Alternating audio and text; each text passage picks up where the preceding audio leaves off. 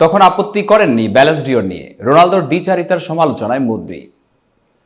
বর্ষসেরা ট্রফিটি জয়ের হিসেবে অবশ্যই লিওনেল মেসি ও ক্রিস্টিয়ানো রোনালদোর। আর্জেন্টিনার কিংবদন্তি মেসি জিতেছেন 8 বার, পর্তুগিজ কিংবদন্তি রোনালদো জিতেছেন 5 বার। আর কেউই তাদের মতো এত বেশিবার পুরস্কার জিততে পারেননি। রোনালদোর কথায় রদ্রি তাই বিস্মিত হয়েছেন। কোন কথায়? রোনালদো কিছুদিন আগে বলেছেন, এবারে ব্যালেন্স ডিওর পুরস্কারটি ভিনিসিয়াসকে না দিয়ে অন্যায় করা হয়েছে। স্প্যানিশ সংবাদ মাধ্যম এএসকে দেওয়া সাক্ষাৎকারে রোনালদোর মন্তব্য নিয়ে কথা বলেছেন এবারে ব্যালেন্স ডিওর জয়ী রদ্রি। স্পেন ও ম্যানচেস্টার সিটির এই ডিফেন্সিভ মিডফিল্ডার বলেছেন, রোনালদো যেহেতু অন্য যে কারো চেয়ে ব্যালেন্স ডিওর সম্বন্ধে ভালো জানেন, সেজন্যই তার এমন মন্তব্য নিয়ে তিনি বিস্মিত হয়েছেন।